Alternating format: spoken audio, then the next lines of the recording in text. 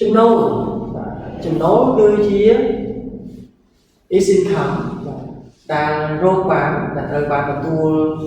ដោយសកម្មភាពអាជីវកម្មរបស់យើងចំណូលពីការលក់ទំនិញ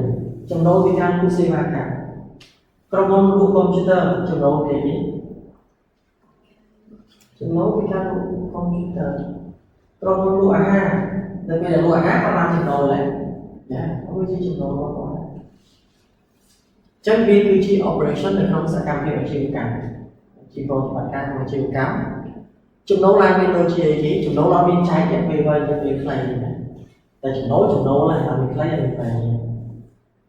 ឬបំណុលឬធ្លាប់ទៀតអត់មានខ្លីតែចំណូលវាចូលណា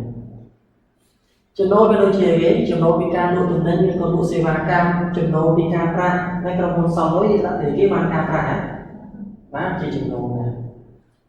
investment income ក្រុមហ៊ុនទៅទិញដីមកកន្លែងឲ្យជួលបានចំណូលហ្នឹងអានេះគឺជាចំណូលវិនិយោគហ្នឹងចំណូលតាមរយៈការវិនិយោគកម្រៃជើងសារក្រុមហ៊ុនពួកជេពួកឡានពួកដីពួកផ្ទះបានកម្រៃជើងសារឥឡូវមានដែរក្រុមហ៊ុន property ហ្នឹងគាត់មិនលក់គាត់មិនជួលរកកម្រៃជើងសារណា fee earn ផ្សេងៗហើយហ្នឹង gain on disposal of property ចំណេញពីការលក់ទ្រព្យសម្បត្តិកម្មចំណេញពីការលក់ asset ដែលយើងប្រើចំណេញពីការលក់ asset ចឹងណា asset ឧទាហរណ៍ដូចឡានតែយើងទិញ10000ដល់ពេលការលក់វិញដល់11000ចំណេញណាចឹង1000គឺ gain on disposal ហើយតែក្នុងខាតនៃអ្នកមិនផ្ទុយមកចំណាយ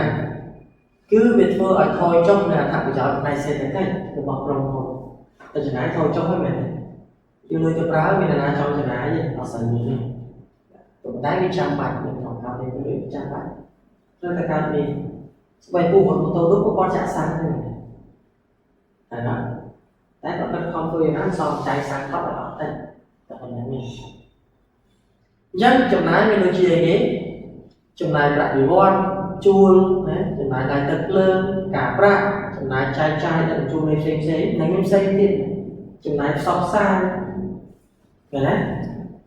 ហើយផ្ទុយអំពីគេគឺ loss ឡានមកយើងវិញ10000ស្រាប់តែលក់គេឲ្យតែ3000ខាតចំណេញអញ្ចឹងយើងខាត2000នេះគឺថាតែក្នុងផ្នែកនៃចំចំណេញដែរណាអូខេចឹងហើយណាខ្ញុំគិតថាប៉ុណ្ណឹងសិនហើយអ្នកនរមើលសិនមានសំណួរអីទេព្រោះវាលឿនពេកមើលអាសិតមើលអាវិធីមើលសិន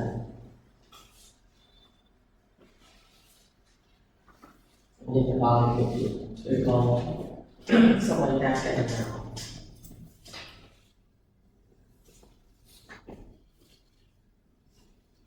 អញ្ចឹងវាមានច្រើនប្រភេទទៀតណានៃចំណូលនៃចំណាយពីមិនមានត្រឹមតែប៉ុណ្ណឹងដែលខ្ញុំនិយាយរាប់ទៀតនេះគ្រាន់តែជាសើផនមួយសាក់ពេលខ្លះក៏មានចំណាយដល់20ផ្សេងគ្នាដែរគាត់ញ៉ែ20ផ្សេងគ្នាច្រើនខ្លះក៏គាត់មានចំណូលច្រើនប្រភេទដែរតែសារទីខ្លះចំណូលតិចចំណូលតែ4-5ប្រភេទចំណូលពីការលក់ទំនិញចំណូលពីការផ្ដល់សេវាកម្មចំណូលពីការផ្សេងតែដល់ចំណាយគាត់រៀបរាប់មកទៅមានចំណាយផ្សព្វផ្សាយចំណាយវិស្វកម្មចំណាយ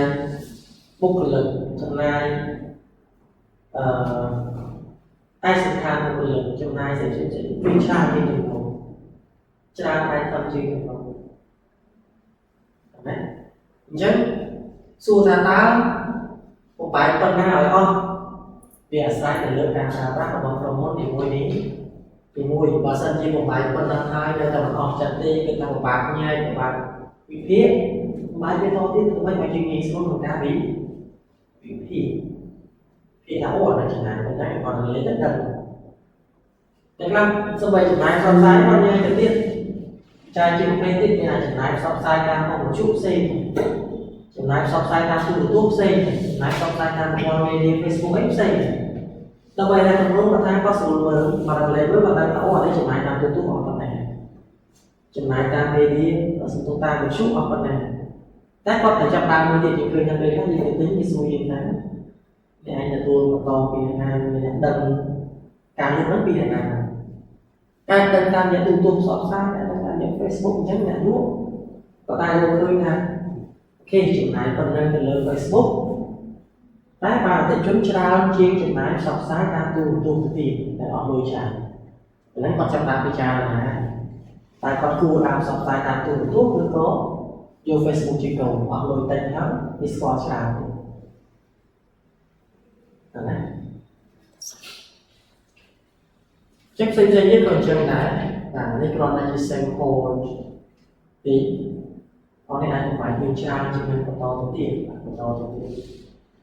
តែ asset ទាំង liability ទាំង equity